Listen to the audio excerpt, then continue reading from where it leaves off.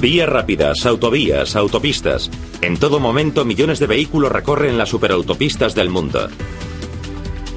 Lenguas de asfalto anchas y llanas que se extienden miles y miles de kilómetros a través de algunas de las zonas más hermosas del planeta. Gracias a ellas, podemos atravesar los Estados Unidos desde Nueva York a Los Ángeles en solo 3 días. ¿Y cuál es el origen de este increíble e indispensable sistema nacional de carreteras?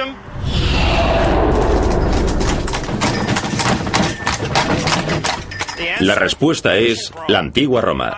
Hola, soy Michael Gillen y hoy recorreremos un sistema de carreteras con sus áreas de descanso, sus reclamos turísticos y todo lo demás. Algunas zonas, aunque incómodas, siguen siendo transitables después de 2300 años. Fantástico.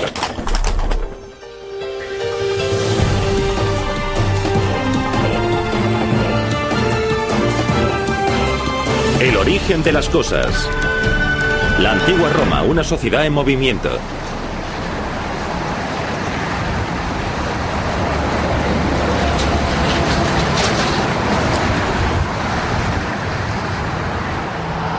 Yo nací y me crié en Los Ángeles, por lo que estoy acostumbrado a conducir por estas carreteras.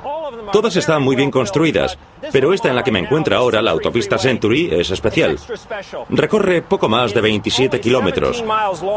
Pero cuando fue inaugurada en 1993, marcó el comienzo de una nueva era para las autopistas. Tiene sensores para medir el tráfico en el interior del firme. Estos medidores regulan el flujo del tráfico. Y estas cámaras de circuito cerrado permiten a las autoridades estar al tanto de accidentes y otros problemas. Cada 3 centímetros de la autopista Century costó $4.000. Eso hace un total de 2.300 millones de dólares. Uno de los proyectos viales más caros de la historia de California. También ha sido una de las últimas autopistas construidas dentro del Sistema Nacional de Autopistas Interestatales y de Defensa de los Estados. Este Sistema Nacional de Autopistas recorre 75.000 kilómetros. Se construyó durante la Guerra Fría, cuando lo prioritario era transportar misiles a sus silos y movilizar tropas y material para defender el país contra los invasores comunistas. Hoy luchamos por algo muy diferente: llegar al trabajo a tiempo. ¿Cuál es el origen de la idea de construir la primera red de vías libres de obstáculos con fines militares? Vamos a dar un paseo por la antigua Roma.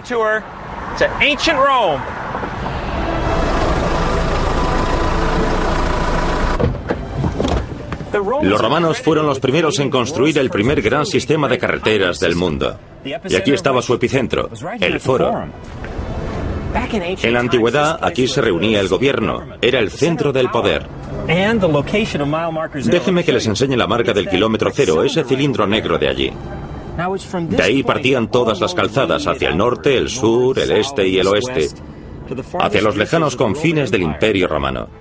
Su construcción comenzó en el año 312 a.C. y duró 700 años, en los que los romanos construyeron un total de 100.000 kilómetros de sofisticadas calzadas.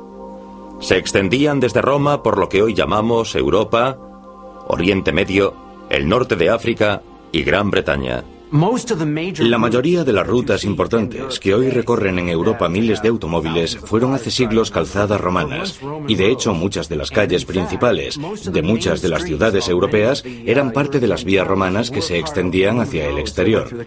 El origen de las ciudades actuales pudo haber sido una posada, un hostal o una casa de postas. Con el tiempo se construirían allí otros edificios, y en pocos siglos crecerían pueblos en esos lugares. Así es como se formaron muchas de las ciudades de Europa, de una posada romana junto a una calzada. Lo que los romanos construyeron no tenía parangón. Era el mayor sistema de carreteras del planeta y cambió radicalmente la forma de viajar de todas las personas, ya fuesen soldados o civiles. La red de calzadas romanas significó verdaderamente una gran inversión para esa civilización, tanto su construcción como su mantenimiento. No creo que pensasen en ella en términos económicos. Era más una cuestión de control y movimiento de tropas. Al igual que las autopistas americanas, las calzadas romanas tenían una finalidad militar.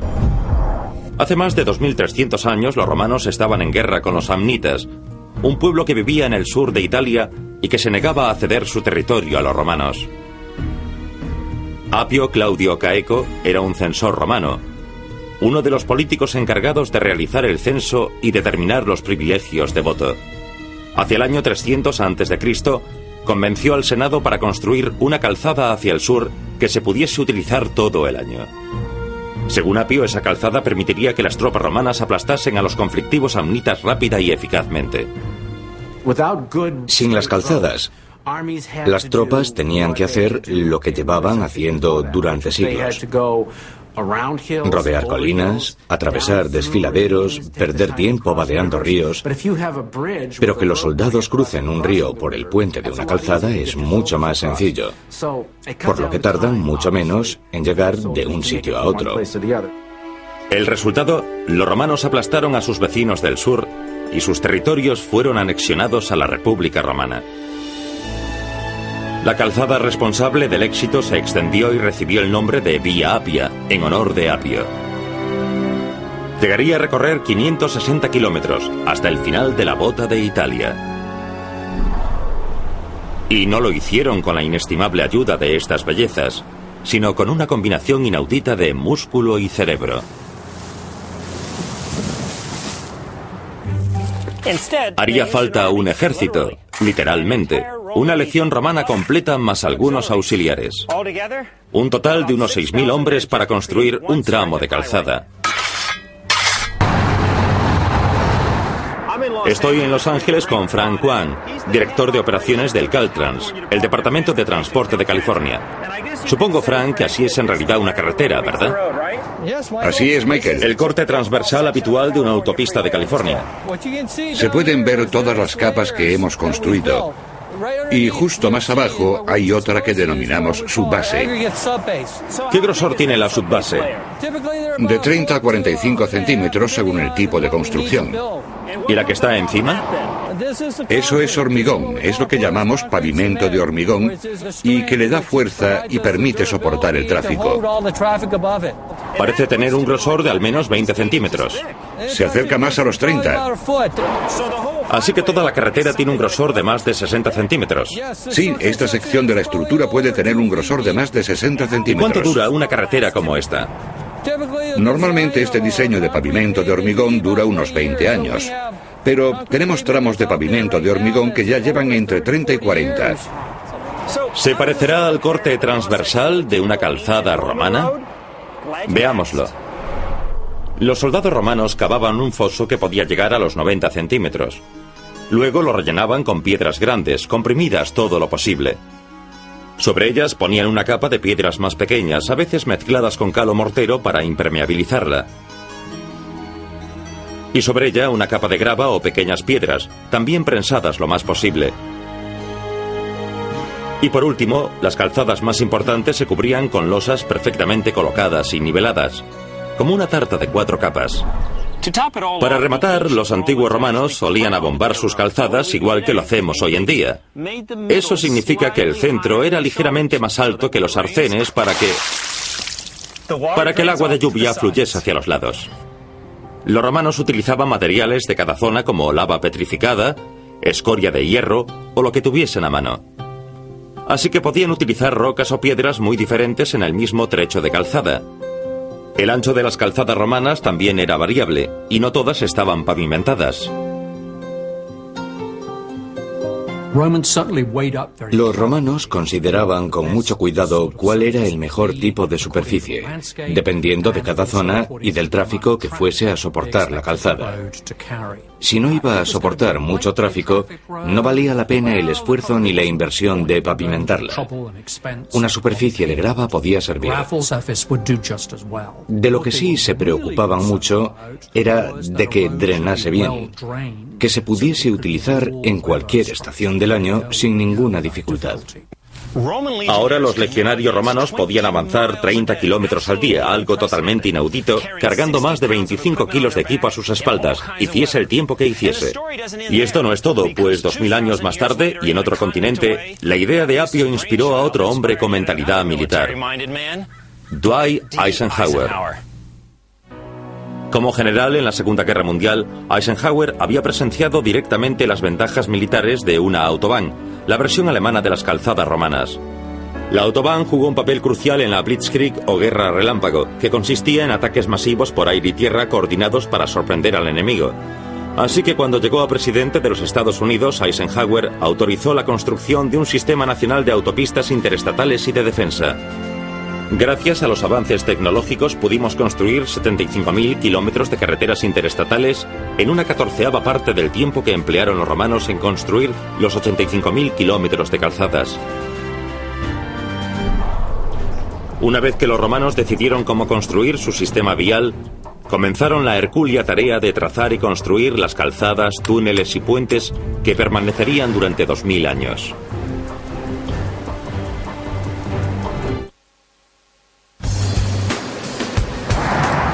Tener la idea de construir un gran sistema de carreteras es una cosa.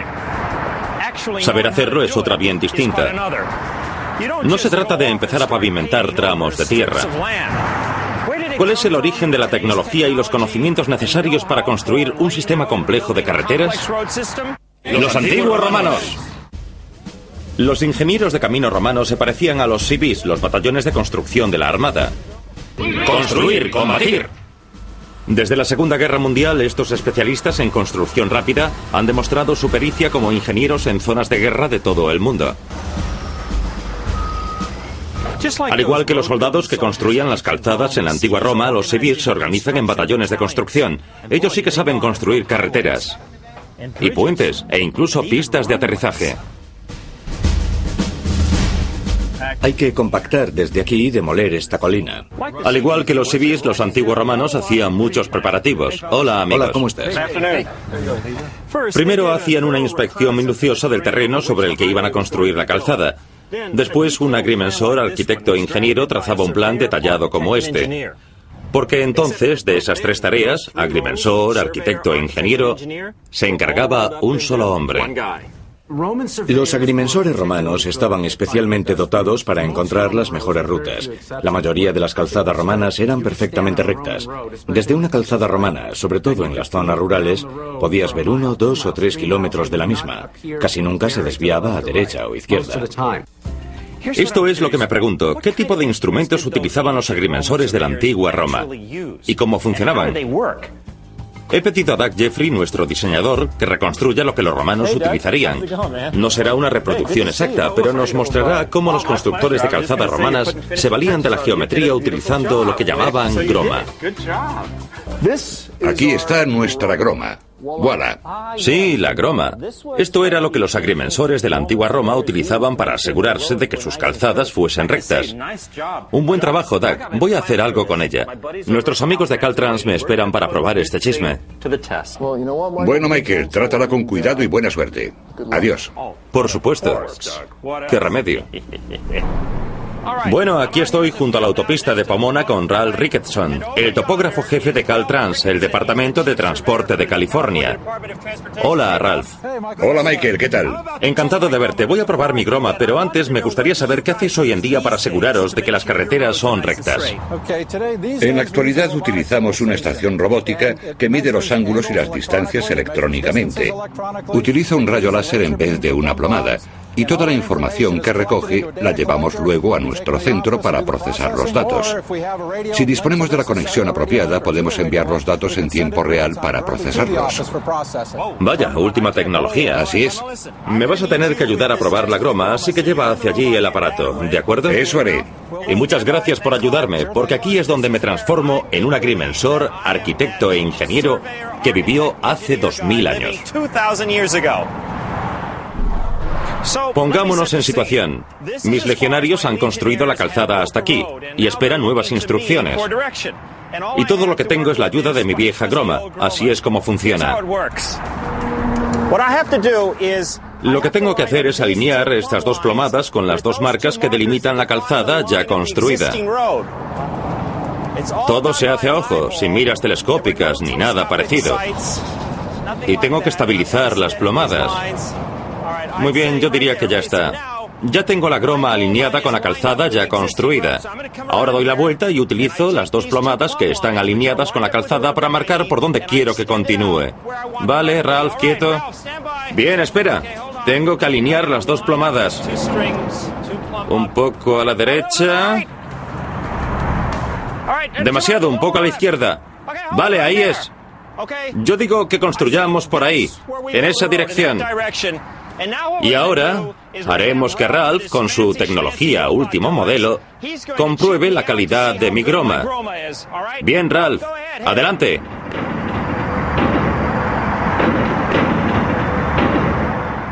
¿Qué tal lo he hecho? Bien. 1,27 centímetros. Increíble, un punto para la antigua tecnología. Increíble. Gracias, Ralph. Un placer. Y muchas gracias, groma. Cuando construyes decenas de miles de kilómetros de carreteras, lo normal es encontrar obstáculos. Ríos, pantanos, desfiladeros y cosas así. En ese sentido, los ingenieros de caminos actuales lo tienen fácil. ¿Quieres construir una carretera sobre un desfiladero? No hay problema. Tienes programas de ordenador que te ayudan a diseñar un puente. ¿Quieres construir una carretera sobre un pantano? Tienes máquinas para anclar la carretera en el fango. ¿Quieres atravesar una colina? Tienes dinamita. Lo que me pregunto es, ¿cómo se enfrentaban los ingenieros de la antigua Roma a estos obstáculos sin esas herramientas? Si la otra opción era desviarse kilómetros de su ruta, se abrían paso entre las montañas y construían túneles. Aquí en la Vía Flaminia me resulta fácil verme como un ingeniero de caminos de hace 2000 años. El trabajo va sobre ruedas y de repente me encuentro con este gigante. Pues tengo tres opciones. Puedo continuar la calzada sobre la montaña, alrededor de la montaña, o sí, a través de la montaña. Pero ¿cómo lo hago si no existe la dinamita ni la maquinaria pesada? A la antigua usanza. Es muy interesante cómo se construyeron estos túneles. Traían un gran grupo de trabajadores hasta la pared de roca que querían perforar. Construían hornos y grandes hogueras y los ponían muy cerca de la roca para calentar la misma. Luego traían agua, vinagre o una mezcla de ambos y lo lanzaban a la roca. Por efecto de la expansión y la contracción, la roca se ablandaba. Entonces los obreros corrían hasta la roca y la rompían con martillos y cinceles. Me pica la curiosidad, veamos. Ya ven, dada la enormidad del reto, yo diría que posiblemente la mayoría se rendiría tras un par de intentos. Pero los antiguos romanos no, y hay que reconocer su mérito, porque tras años y años de cavar a mano, este era el magnífico resultado, con arco y todo. El túnel de Furlo, terminado durante el mandato del emperador Vespasiano, en el año 76 de nuestra era. Increíble.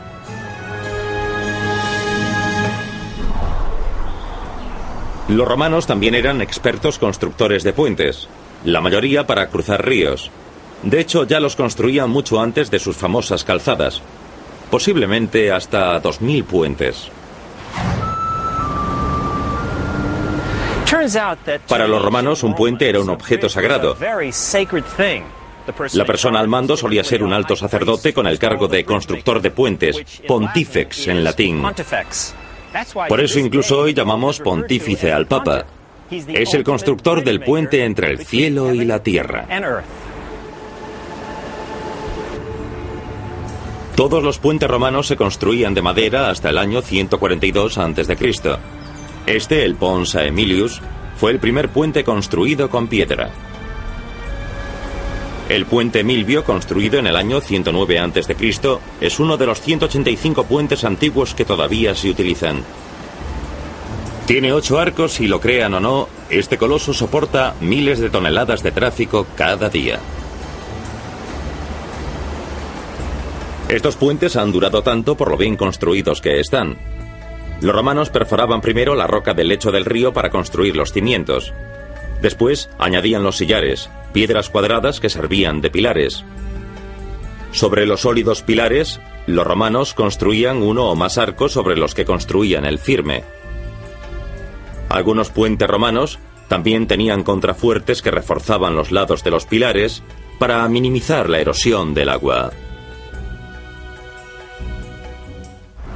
En otras palabras, los construían para durar. Vean esta preciosidad. Es el puente Malio, construido en el siglo I a.C.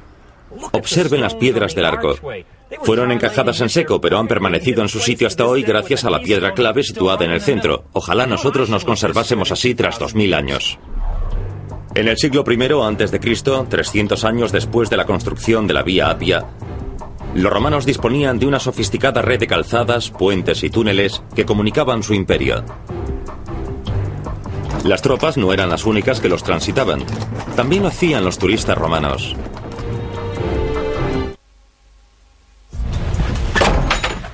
El automóvil es mi medio de transporte favorito. En mi opinión, es el mejor modo de captar el paisaje. Y no soy el único. Este año los estadounidenses harán más de 930 millones de viajes en coche. Y si ustedes creen que es un fenómeno moderno, se equivocan. Hace 2000 años a los romanos también les encantaba echarse a la carretera. Durante la Pax Romana, la larga época de paz y prosperidad entre el año 30 a.C. y el año 180, los romanos que se lo podían permitir recorrían grandes distancias para estudiar fuera o visitar lugares de interés. Estos pioneros tenían incluso su propia lista de visitas indispensables, que incluía célebres monumentos griegos y romanos, campos de batalla y lugares citados en la mitología. Para los romanos, los mitos y las leyendas eran algo muy real. No eran mitos, sino historia, tan reales como los Césares o Alejandro Magno. Así que viajaban por el Mediterráneo visitando el lugar donde había nacido Hércules, la espada de Ulises y la armadura de Aquiles. Cuando planifico un viaje en coche con mi familia, suelo ir a una librería y comprar todo tipo de mapas y guías, incluida la famosa TripTik. La verdad es que me sorprendió descubrir que los antiguos romanos hacían más o menos lo mismo. Había guías para todos los destinos populares que sugerían a los romanos qué ver y qué hacer. El autor de una antigua guía de viajes sobre Grecia en 10 rollos de papiro tardó entre 20 y 30 años en escribirla. ¿Cuáles eran los destinos que un turista romano no se podía perder? Muchos de ellos eran lo que hoy llamamos las maravillas de la antigüedad. Las pirámides, el faro de Alejandría, el coloso de Rodas o la estatua de Zeus en Olimpia. Lo mejor de la antigua Roma fue que determinaron los lugares importantes, las grandes atracciones turísticas del Mediterráneo. Básicamente establecieron la ruta turística que aún seguimos 2000 años más tarde. Los romanos también sacaban tiempo para otras atracciones como navegar por el Nilo, consultar a astrólogos o presenciar cómo los egipcios embalsamaban un cuerpo. Incluso la Esfinge se convirtió en una atracción turística. La mitad del monumento estuvo cubierta de arena hasta el año 55, en que un mandatario romano ordenó limpiarla para que los viajeros disfrutasen más de la vista.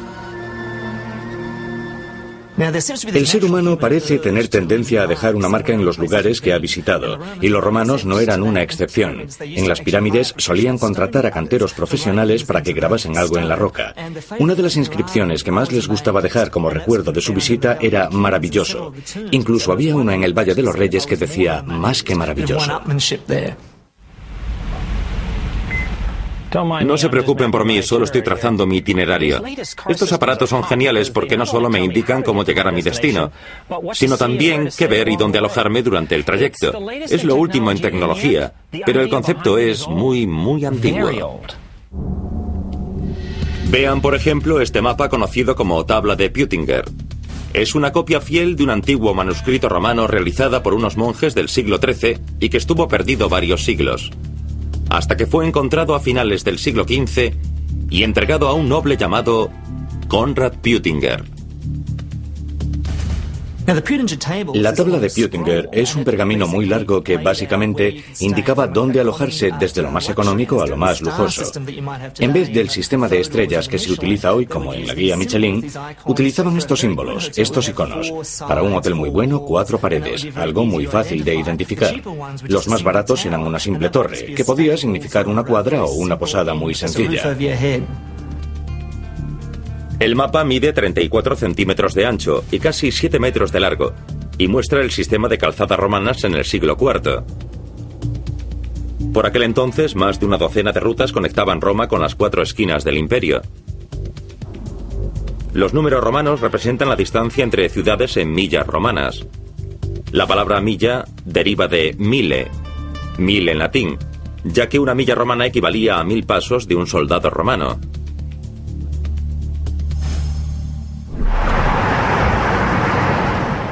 Hoy todos los automóviles tienen un contador que mide las distancias con gran precisión en millas o kilómetros. Una vez más, los romanos ya tenían un contador que medía las distancias de un modo muy ingenioso, utilizando algo llamado cálculi. Y no me refiero a la asignatura de matemáticas. Sabemos cómo funcionaba porque el arquitecto e ingeniero romano Vitruvio lo describió a finales del siglo I a.C. Tenía curiosidad por ver un contador antiguo en funcionamiento. Un odómetro, Doug. Haz magia. He pedido al diseñador Doug Jeffrey y al fabricante jefe Ryan Fott que construyan una réplica del odómetro romano y ver cómo funciona. Creo que eso te lo dejo a ti, Ryan. Sabemos que era una estructura con 2 ruedas de carro normales conectadas a una compleja serie de engranajes. Después de cada milla romana, los engranajes dejaban caer un guijarro, cálculos en latín, en un recipiente. Nos han dicho que Leonardo da Vinci intentó construir uno y fracasó. Michael dijo algo sobre una rueda de 1 metro que guíe esta carreta, ¿correcto? Construiremos una carreta. Las vueltas de la rueda harán girar un engranaje, que hará girar otro engranaje, que seguramente hará girar algunos engranajes más. Y cuando hayamos recorrido un par de kilómetros, tiene que caer un guijarro, ¿correcto? Exactamente. Abandono. Comenzaré por la estructura.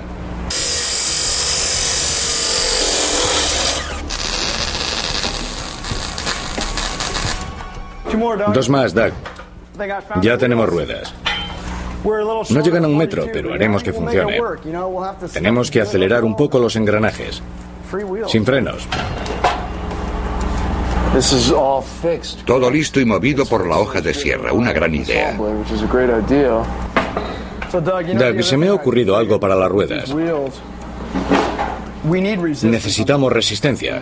No pueden girar libremente o se desequilibrarán en cuanto empiece a moverse. Es fácil de solucionar. Con una arandela de presión. Sin apretarla demasiado. Usamos la arandela para que mantenga la presión sobre la tuerca.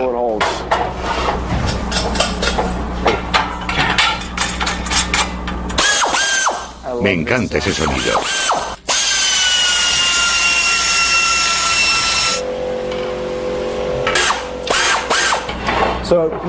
Doug, una vuelta cada 5.000 pies. Y otra adentro. Listo, es toda una belleza. Hola, Doug, ¿cómo va eso? Bien, Michael, gracias por venir. Hola, Ryan. Bueno, parece obra del mismísimo Leonardo da Vinci. Gracias. Pero da Vinci no lo logró, y Ryan y tú sí. Enhorabuena, estoy impresionado. Es precioso. Muy amable. Este sí que ha sido todo un reto. Ya lo creo. Sí, hasta me dio dolor de cabeza, pero creo que lo conseguimos. Bueno, he venido para llevármelo de aquí. Vamos a hacer unos kilómetros. Tenemos mucha fe en él. Y yo tengo mucha fe en vosotros. Vamos allá. Así es como debería funcionar. Les aseguro que es muy ingenioso. Cuando esta supuesta rueda de carro gira, esta pequeña lengüeta de metal engancha el engranaje, ¿lo ven? Y lo hace avanzar un poco. Cuando ese engranaje da una vuelta completa, esta lengüeta engancha ese otro engranaje y lo hace avanzar un poco. Y este hace avanzar este otro. Y miren abajo, nuestra recompensa. Cuando este engranaje avanza un poco, hace avanzar un poco esta rueda de plástico, lo suficiente para que otro guijarro o cálculus caiga por el tubo al recipiente. Esa es la recompensa. En otras palabras, cada vez que supuestamente recorro una milla, se repite todo el proceso que culmina con la caída de uno de los cálculi. Bien, vamos a ver qué tal va. ¿Listo, Doug? Listo, buena explicación. Doug llevará un odómetro moderno como comprobación. Vamos allá a ver cuánto nos aproximamos. Hagan sus apuestas, que empezamos.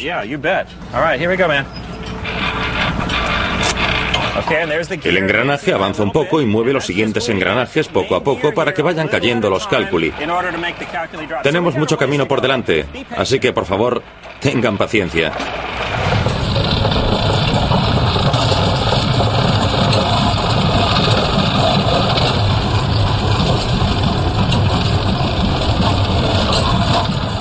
Tengo curiosidad por ver... Vaya, eso ha sido un bache. Vale, el cálculus ha caído. Lo que significa que hemos recorrido una milla. ¿Qué indica el odómetro? 3512.7. Esos son 3.512 pies, no llega a una milla. No es perfecto, pero ¿sabes una cosa? Tienes algo a tu favor. Primero, Leonardo da Vinci no lo consiguió. ¿Estuvo cerca? Y segundo, recuerda que la milla romana equivalía a unos 5.000 pies, no los 5.270 de la milla moderna, ya que se basaba en 1.000 dobles zancadas de un soldado romano. Aunque nuestro primer intento de recrear un odómetro romano se quedó corto por unos 1.500 pies, creo que ha servido para mostrar el ingenio de la antigua tecnología. Gracias. No hay de qué. Gracias por intentarlo. Con el mundo a sus pies y unas calzadas increíbles a su disposición, ¿cómo era la vida de un intrépido viajero romano en la carretera? Intentaremos reproducir un viaje por carretera del siglo I. Tenga su contrato y sus llaves. Todo listo. Muchas gracias. Que lo disfruten. Gracias. Hoy en día, si quiere hacer un viaje en coche y no dispone de uno, puede alquilarlo en un sitio como este. ¿Qué? ¿Creen que se trata de algo nuevo? Por favor, amigos romanos, paisanos, alquílenme cualquier cosa. Un ciudadano romano podía alquilar un vehículo en la puerta de una ciudad y dejarlo en otra. Los historiadores no saben si te cobraban recargo por hacerlo, pero sí que tenían a su disposición carretas, carros, carruajes, mulas, caballos y conductores.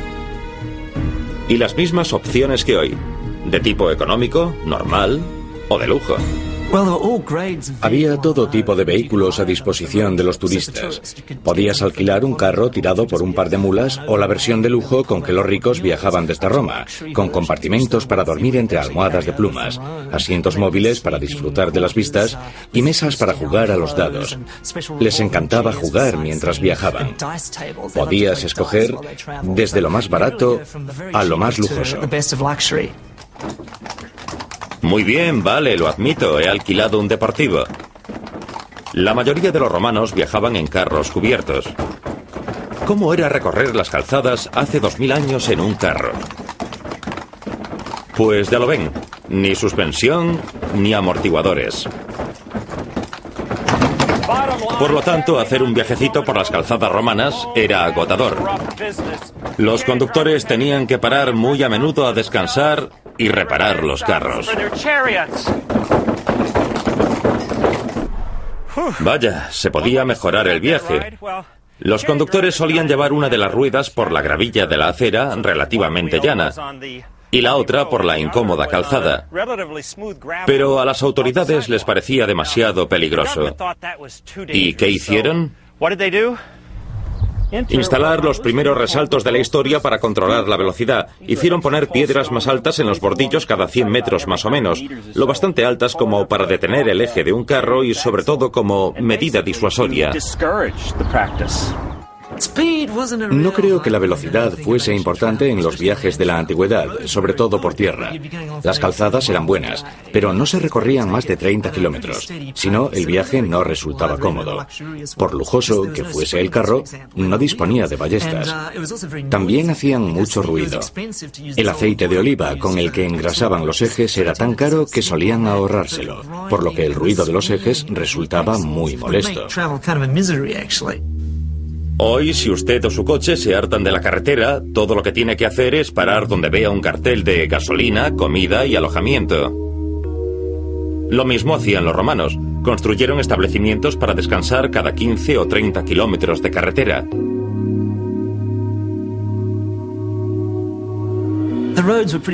Había cuadras cada 30 kilómetros, más o menos. No tardabas mucho en conseguir que te arreglasen el eje. Los romanos preferían alojarse en casas de amigos, pero las posadas eran muy útiles si no podían aprovechar una invitación. Algunas disponían incluso de calefacción, baños termales, sitio para el equipaje, cuartos para los sirvientes y dormitorios de lujo. Pero otras eran, como decirlo, un poco más cutres. Lo normal era que las posadas fuesen tugurios. Los viajeros nos han legado gran cantidad de quejas sobre colchones duros, goteras, mosquitos y comida podrida. Y esos romanos insatisfechos grababan sus quejas en las paredes. Una de las más famosas está en Pompeya. Posadero, he mojado la cama. Sí, lo admito. ¿Quieres saber por qué? Porque olvidó el orinal. Había incluso rumores de que utilizaban carne humana en los guisos, de gente que encontró dedos y cosas así. Sabemos por las excavaciones de una posada en Pompeya que se podía comprar carne de cerdo, de pollo, lentejas, fruta, pan o vino por unas monedas. Incluso hay pruebas de que los clientes podían comprar alimentos sin bajar de su carro. Comida para llevar.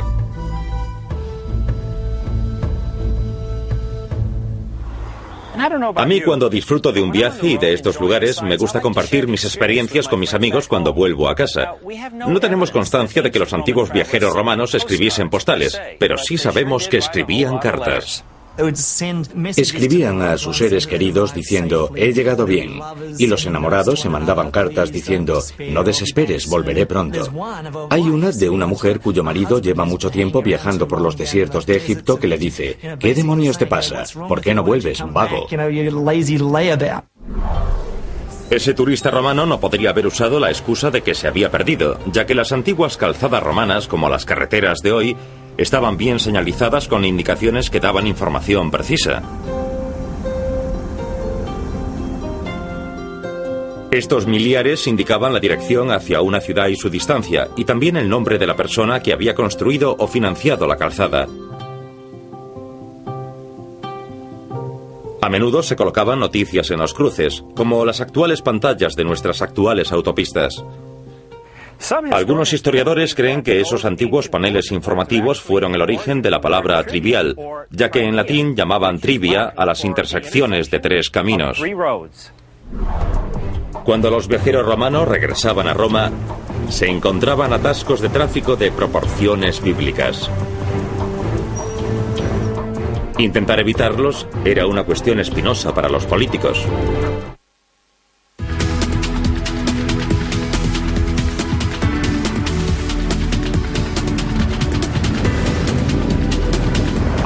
Estoy en el condado de Los Ángeles, donde se encuentra uno de los cruces más transitados del país. De hecho, cada uno de los 3 cruces más transitados es atravesado por 500.000 de vehículos cada día. Un turista normal del siglo I regresaría a Roma de un viaje de placer por una de las 4 calzadas principales: la Vía Apia, la Vía Latina, la Vía Flaminia o la Vía Aurelia. En la Vía Apia los viajeros tendrían que ver tumbas junto a la calzada, ya que los cementerios estaban prohibidos dentro de la ciudad. Después del desfile de monumentos a los muertos, atravesarían las puertas de la ciudad. En los 10 kilómetros cuadrados de Roma se hacinaba casi 1 millón de habitantes. Era ruidosa, agobiante y caótica, y contaba con más de 40.000 edificios de viviendas de varios pisos, miles de almacenes y villas, cientos de templos, casas de baños y demás edificios públicos. No había nada parecido a Roma en el mundo antiguo. Era 10 veces más grande que Atenas, mayor que la antigua Babilonia. De hecho, no se alcanzaría la densidad de población de Roma hasta 2000 años más tarde, hasta que en la década de 1890, Manhattan y el Lower East Side llegaron a estar tan poblados como la Roma del siglo I. En lugar de las rectas calzadas que se podían ver fuera de Roma, la ciudad era un laberinto de calles atestadas e intrincadas callejuelas. Por su propia condición de ciudad más grande del imperio, Roma era célebre por sus problemas de tráfico. Nadie en su sano juicio conduciría un carro por Roma a ninguna hora. Dejarías el carro a las puertas de la ciudad y harías el resto del camino a pie o en mula, en litera o en silla de manos, si te lo pudieses permitir. Los Ángeles también sabe lo que son los problemas de tráfico. Casi 1000 kilómetros de carreteras congestionadas, todas controladas desde aquí. La central de Caltrans, con su complejo sistema de cámaras, sensores y ordenadores. Impresionante, pero no demasiado original. ¿Cuál es el origen del control del tráfico? Pues la necesidad. Las calles de la antigua Roma eran un verdadero caos, por lo que las autoridades comenzaron a aplicar las primeras leyes de tráfico de la historia. ¡Mamma mía! Las calles de la propia Roma, las de dentro de las murallas, estaban congestionadas en aquella época. A Julio César le preocupaba tanto que, durante su dictadura, quiso arreglarlo y ordenó que dentro de las murallas no hubiese tráfico rodado durante las primeras 10 horas del día. Probablemente eso conllevó que se congestionase durante la tarde y la noche. Y recordemos que era una sociedad sin policía de tráfico, sin semáforos, sin alumbrado público, sin luces en los vehículos. Seguro que se produjeron algunos accidentes muy interesantes durante la noche. Los peligros de las calles de la antigua Roma. Lo mismo que hoy en realidad. Accidentes, denuncias y demás. Resolver el problema del aumento de tráfico era y sigue siendo una de las prioridades de los urbanistas y los ingenieros de tráfico. Pero lo cierto es que las grandes ciudades no pueden sobrevivir sin grandes carreteras y autopistas que las abastezcan. Irónicamente, las célebres calzadas que ayudaron a construir el Imperio Romano serían también utilizadas por los francos, los vándalos, los visigodos y otros pueblos para atacar las ciudades y los pueblos romanos.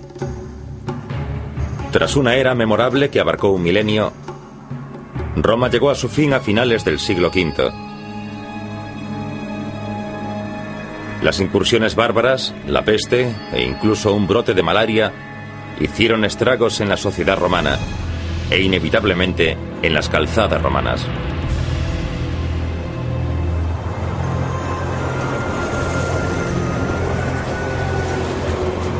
Sin una vía de comunicación que los conectase, los pueblos se encontraron cada vez más aislados. Comunicarse era complicado y viajar muy peligroso. Los siglos oscuros de la Edad Media habían llegado. Desgraciadamente, el otrora magnífico sistema de calzada romana se vio reducido a una serie de tramos desconectados. Pero incluso entonces era algo impresionante. Los campesinos que desconocían su historia decían de ellos que eran obra de gigantes. Y en cierto sentido lo eran.